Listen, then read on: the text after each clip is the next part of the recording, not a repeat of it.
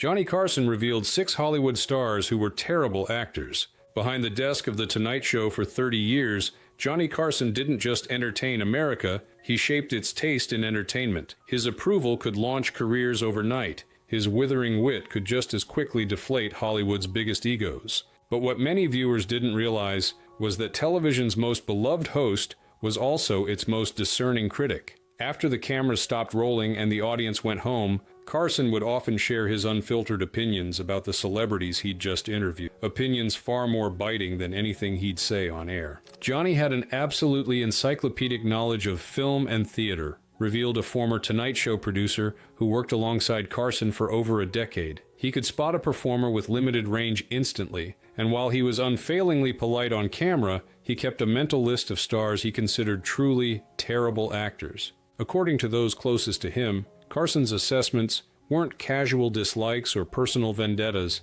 They were the considered judgments of a man who had interviewed virtually every major star of the Golden Age, observed their careers across decades, and developed razor-sharp insights into the difference between genuine talent and manufactured celebrity. Johnny believed there was a special place in hell for beautiful people who were handed acting careers based solely on their looks, explained his longtime head writer. He'd sit in his office after the show, martini in hand, and deliver the most devastating critiques you've ever heard, and damn if he wasn't right almost every time. Most shocking to those who knew him was Carson's ability to maintain his professional charm while interviewing performers he privately considered unwatchable. The man who could eviscerate a movie star's entire career with a single sentence in private would treat that same person with perfect courtesy on air. The real Johnny came out after the show, noted a cameraman who worked on The Tonight Show for 20 years. He'd mimic their line readings or acting choices so accurately it would have you in stitches. Then he'd look at you and say, "And they pay them millions for that." Over the years, Carson's private list of Hollywood's truly terrible actors became known to his inner circle, a collection of stars whose careers were built on everything except acting talent. Today, we're revealing the 6 performers who topped Johnny's list of the Golden Age's most limited actors, stars who were famous despite their acting, not because of it. But first, we need to understand how Carson, a man with no formal film training, developed such a keen eye for detecting the difference between genuine talent and carefully packaged mediocrity.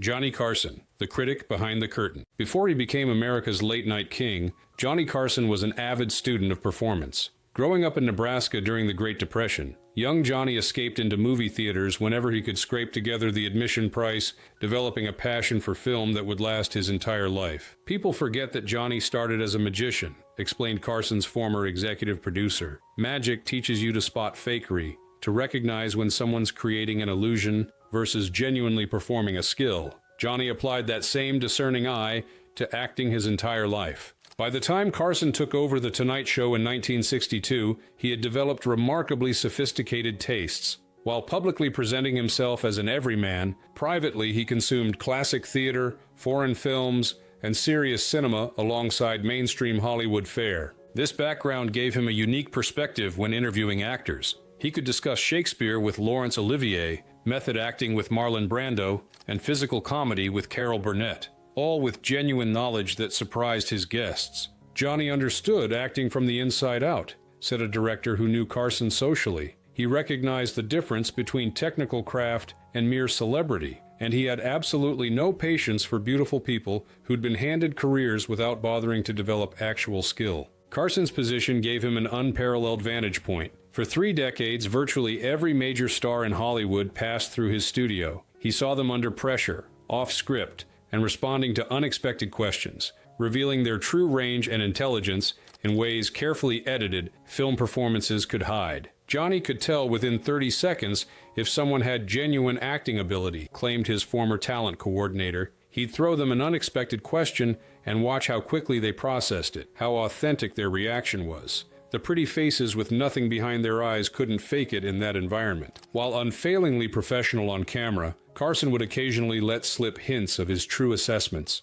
A slightly raised eyebrow, a momentary tightening of his smile, or a quick glance toward Ed McMahon could speak volumes to those who knew him well. After shows featuring particularly limited performers, Carson would retreat to his office and deliver what his staff called the real review, brutally honest assessments that stayed within his inner circle, but became legendary among Tonight Show staff. Now, for the first time, we're revealing the 6 stars from Hollywood's golden age who Carson privately considered the most severely talent-challenged actors to achieve major stardom, beginning with a man whose very name became shorthand for bad acting. Fire by friction.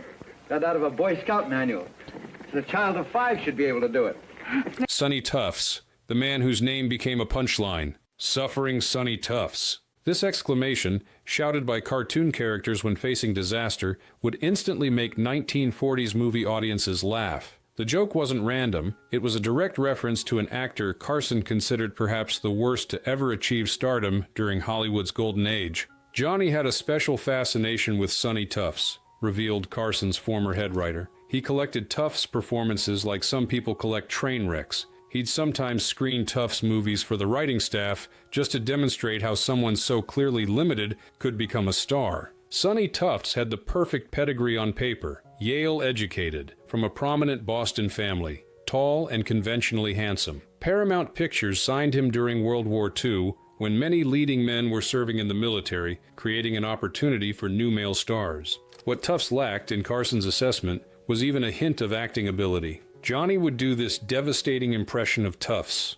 recalled a Tonight Show writer. He'd square his shoulders, get this completely blank expression, and recite lines with absolutely no emotional connection to their meaning. It was hilariously accurate. Carson frequently referenced Tufts in monologues throughout the 1960s and 70s, keeping the actor's reputation alive long after his brief stardom had faded. When a joke bombed, Carson might quip, "That one was written by Sonny Tufts." If a guest mentioned bad acting, Carson would inevitably steer the conversation to Tufts. "We all know Sonny," Carson once joked on air after mentioning Tufts. "We just don't know why." The line got a big laugh, but it contained Carson's genuine assessment. How had someone with such limited ability achieved even temporary stardom? The answer, Carson believed, revealed much about the studio system's ability to manufacture stars regardless of talent. Paramount had needed leading men during the war years and had the marketing machinery to create them from raw material, regardless of ability. Johnny saw Tufts as the perfect example of the studio system's cynicism,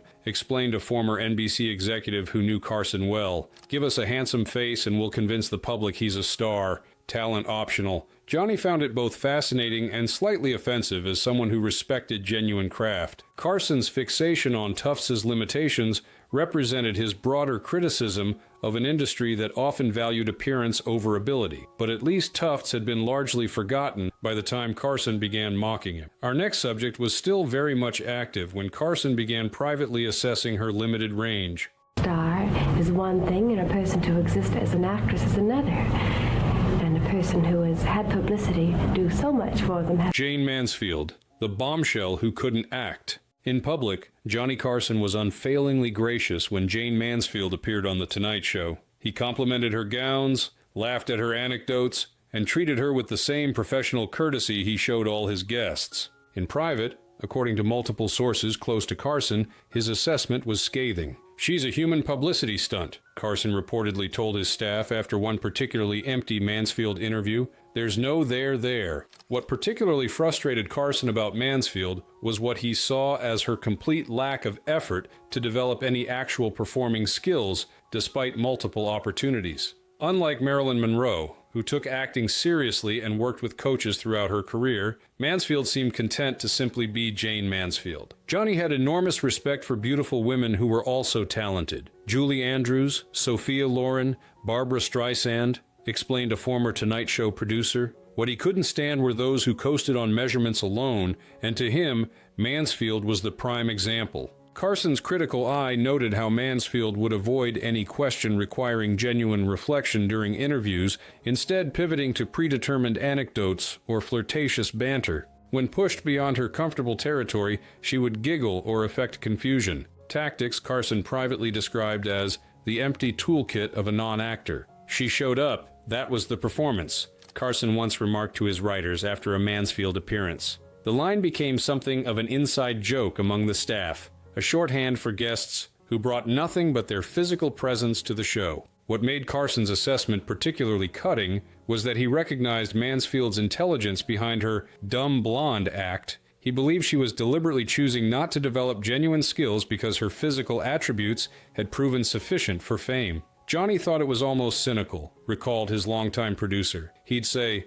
"She's smart enough to know better, which makes it worse. At least truly terrible actors are trying and failing. She's not even trying." In Carson's view, Mansfield represented a particular type of Hollywood cynicism, the manufactured sex symbol who made no effort to transcend the packaging. While he maintained professional courtesy in their interactions, staff members recall his visible relief when her segments ended. The moment she'd walk off set, Johnny would loosen his tie and exhale like he'd just finished a demanding chore, remembered a cameraman. Then he'd look at Ed McMahon and give this tiny eye roll that spoke volumes. While Mansfield's limitations frustrated Carson because of her apparent lack of effort, our next subject represented something different. A young man with enormous popularity who seemed genuinely incapable of delivering a convincing performance despite numerous opportunities. Western, is it?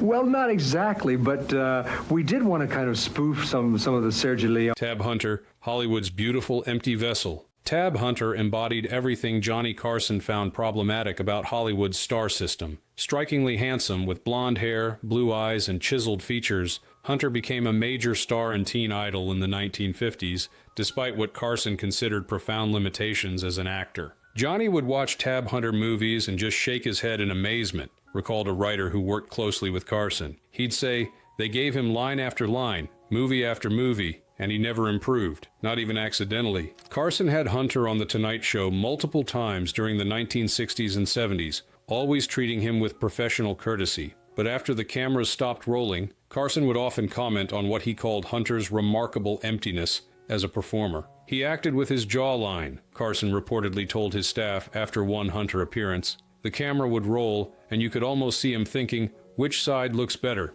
rather than considering what emotion the scene required. What particularly fascinated Carson about Hunter was the disconnect between his immense popularity and his limited range. Teen girls screamed at his personal appearances and bought magazines with his face on the cover, while critics routinely savaged his performances as wooden and emotionless. "When the lights went on, the brain didn't," Carson quipped to his producers after interviewing Hunter in the early 1970s. The line captured what Carson saw as Hunter's fundamental problem: a complete inability to think and feel authentically while performing. Carson was particularly amused by directors' attempts to work around Hunter's limitations. He noted how Hunter's films often minimized his dialogue, surrounded him with stronger actors who could carry scenes, and relied heavily on his physical presence rather than emotional range. Johnny had this theory about Tab Hunter, explained a former NBC executive. He believed Hunter was an example of the audience projecting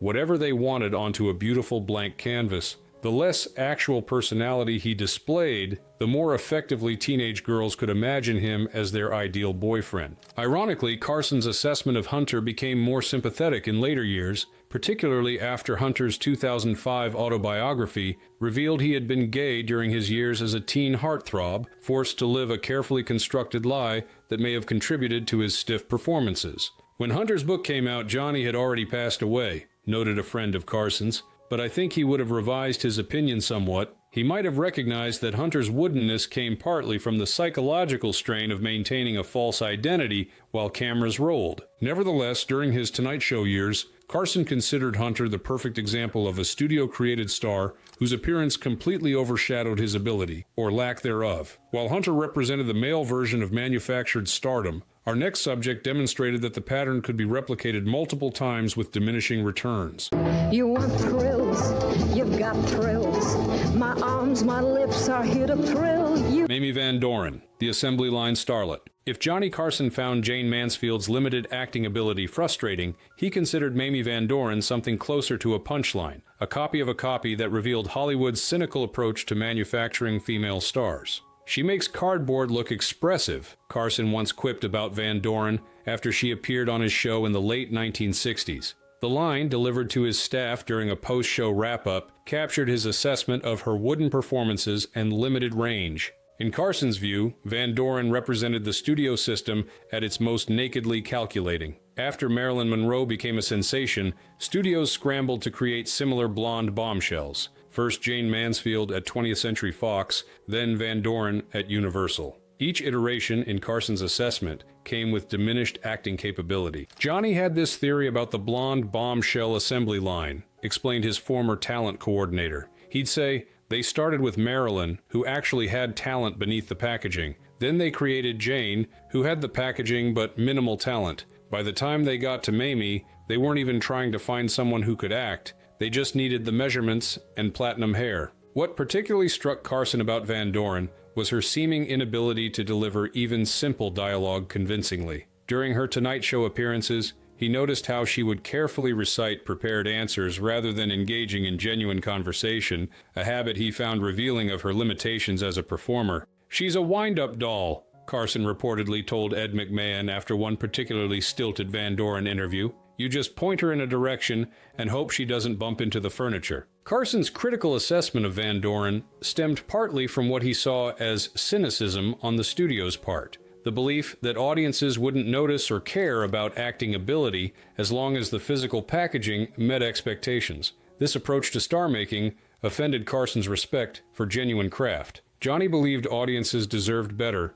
said a director who knew Carson socially. He thought it was almost insulting to viewers, this assumption that they couldn't tell the difference between someone with genuine talent and someone who was just filling a physical template. Despite his private criticism, Carson maintained professional courtesy during Van Doren's appearances on The Tonight Show. He never publicly mocked her limitations and gave her the same platform he offered other celebrities. His true assessment remained behind closed doors, shared only with his inner circle. While Van Doren represented the nadir of the blonde bombshell production line in Carson's estimation, our next subject demonstrated that even male stars, who eventually developed into capable actors, could begin their careers with performances so limited they became legendary for their awkwardness. Stanley?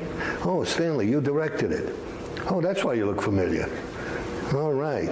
Tony Curtis, from Brooklyn to ancient Rome, badly. Unlike most entries on Carson's list of terrible actors, Tony Curtis eventually developed into a performer Carson genuinely respected. But his early career performances, particularly his infamously miscast historical roles, remained a source of amusement for Carson throughout his life. "Yonda lies the castle of my fada." This line, delivered by Curtis in a thick Brooklyn accent, while playing a medieval knight in 1954's The Black Shield of Falworth, became one of Carson's favorite examples of Hollywood miscasting. He would reference it repeatedly throughout his Tonight Show tenure, using it as shorthand for acting that completely shattered an audience's suspension of disbelief. "Johnny had a special appreciation for the Curtis phenomenon," explained a longtime friend of Carson's. "Here was this kid from the Bronx with an accent you could cut with a knife, and Universal kept casting him as Vikings, Arabian princes, and medieval knights. Johnny found it both hilarious and strangely admirable in its audacity." What made Curtis particularly interesting to Carson was watching his evolution from pretty face to legitimate actor. Unlike others on Carson's list who never improved, Curtis actually developed genuine skill through determined effort and study. He got better, but Hollywood forgives accents faster than audiences do, Carson reportedly commented after interviewing Curtis in the 1970s. The observation reflected Carson's understanding of how initial impressions could haunt an actor's career despite subsequent growth. Carson's fascination with Curtis's early performances stemmed partly from what he saw as Hollywood's willingness to ignore obvious incongruities if a performer had the right look. Curtis's handsome features and marketable personality trumped considerations like whether audiences would believe him as an Arabian prince while speaking like he'd just stepped off the streets of New York. Johnny used Curtis as a teaching example for his writers, recalled a former head writer for The Tonight Show. He'd say,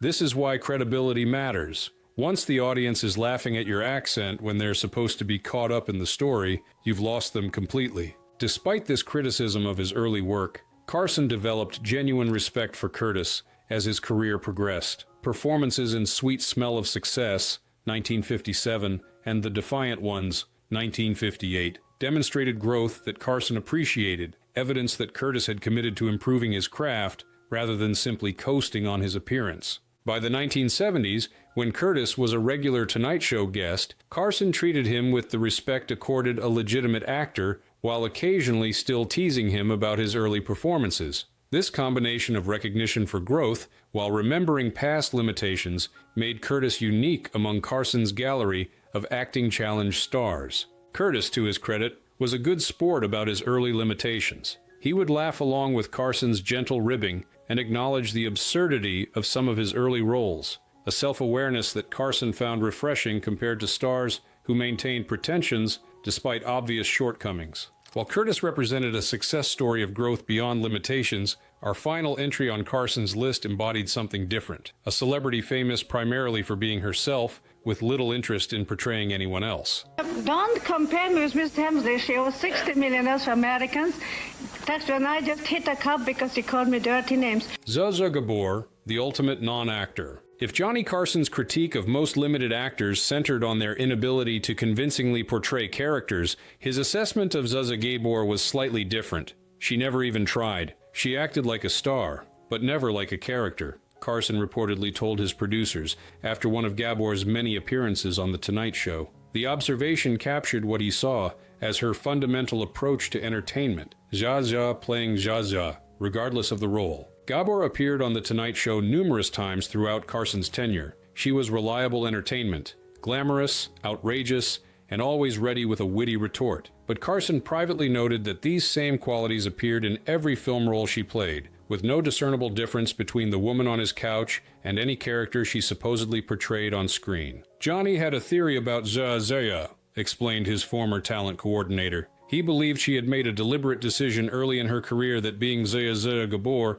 was more interesting and profitable than developing the skill to play other people, and he had to admit she wasn't wrong. What fascinated Carson about Gabor was her complete comfort with this approach. Unlike other limited actors who aspired to dramatic credibility they couldn't achieve, Gabor seemed entirely content to simply be herself in various costumes and settings. "She's made an art form out of not acting," Carson once remarked to Ed McMahon during a commercial break following a Gabor segment. "At least she knows exactly what she's doing." Carson particularly noted how Gabor had perfected the ability to make her limitations seem intentional, as though playing varied characters would be beneath someone of her sophistication. Her signature dawling delivery and Hungarian accent remained consistent whether she was playing a wealthy socialite or, implausibly, a frontier woman in a Western. "Johnny appreciated her honesty, in a way," said a former NBC executive who worked closely with Carson. "Most bad actors pretend to be creating different characters while actually just playing themselves.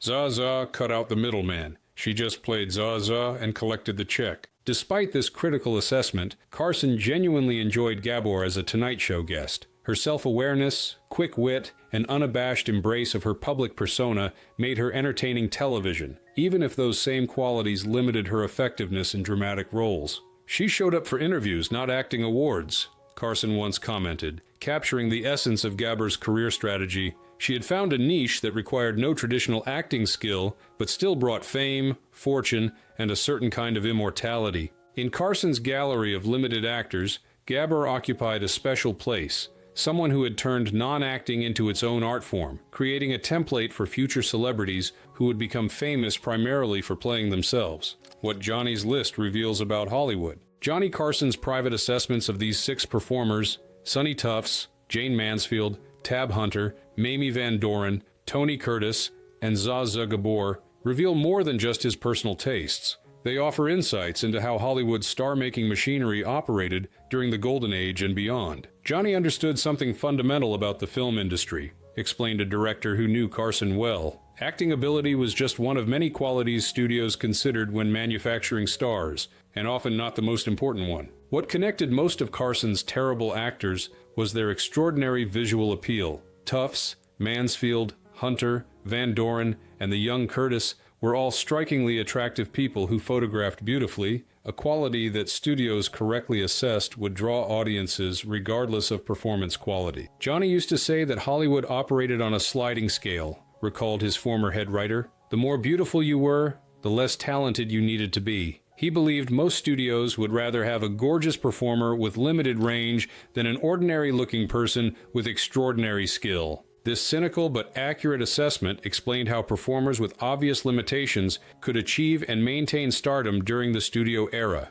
The system wasn't designed to find the most skilled actors. It was designed to create marketable products that audiences would pay to see. Johnny saw the whole picture because of his unique position, noted a former NBC executive. He interviewed these people year after year, watched their careers rise and fall, saw them on good days and bad days. No film critic or entertainment reporter had that kind of sustained, intimate exposure to so many stars over decades. Carson's list also reveals how the nature of stardom evolved throughout his tenure on The Tonight Show. Early entries like Tufts and the Young Curtis represented the old studio system's approach to manufacturing stars, regardless of suitability for specific roles. Later examples like Gabor pointed toward our modern celebrity culture, where being famous often matters more than the ostensible talents that created that fame. Johnny watched the entire transition, explained a television historian who studied Carson's career. He began his career interviewing stars from the tail end of the studio system and ended it talking to people who were famous primarily for being famous.